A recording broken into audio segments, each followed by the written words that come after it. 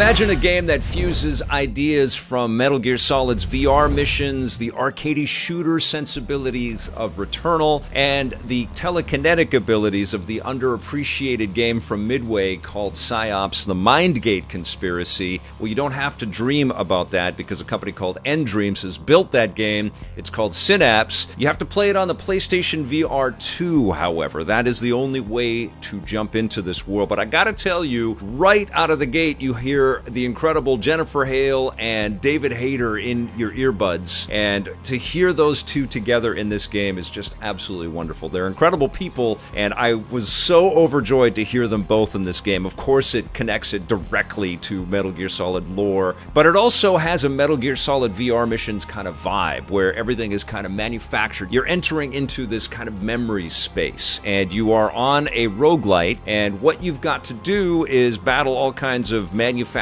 enemies, and there is this black and white vibe to the environments. It's very monochromatic, this game. It's not like popping with color, but it's incredibly fluid. And the eye tracking and detail with the PlayStation VR 2 is just wonderful. And also the controls are really damn impressive as well. And what you can do in here is not just shoot at the bad guys. You start off with a handgun, but of course you can pick up machine pistols, and you can pick up grenade launchers and shotguns. Of course, you get better weaponry, and those get augmented as you do new runs and unlock new power-ups. But you also have these telekinetic abilities where you can pick up objects and throw them. You can actually pick up people and throw them in the game. And you can also squeeze barrels, which is really satisfying. You have to pick them up gingerly because you don't want to just grab them. So you kind of press in lightly on the VR2 Sense controller, and then when you're close to a bad guy, you squeeze it and it explodes. And you can buff up the amount of damage that an explosion can do and the distance that it can reach. So pretty soon you'll have, a group of different bad guys, and you'll pop a barrel in there and you'll explode them, and you'll see bodies flying all over the place. It's incredibly satisfying.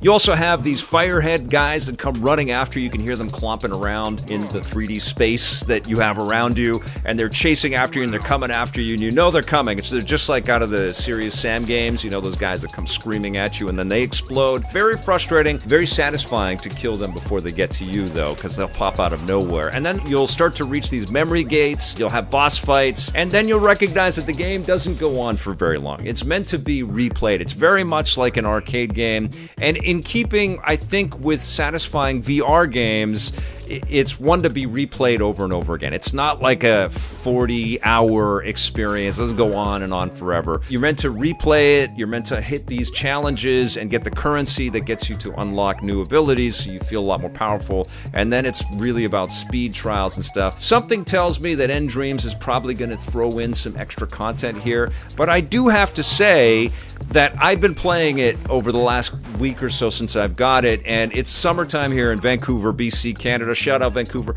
And it's getting freaking hot. It's hot outside. It's getting hot in the basement. I don't have air conditioning because we aren't in, this southern U.S. or something like that, so it doesn't get super hot throughout the year. But, things are starting to get hotter for everybody around the world, it feels.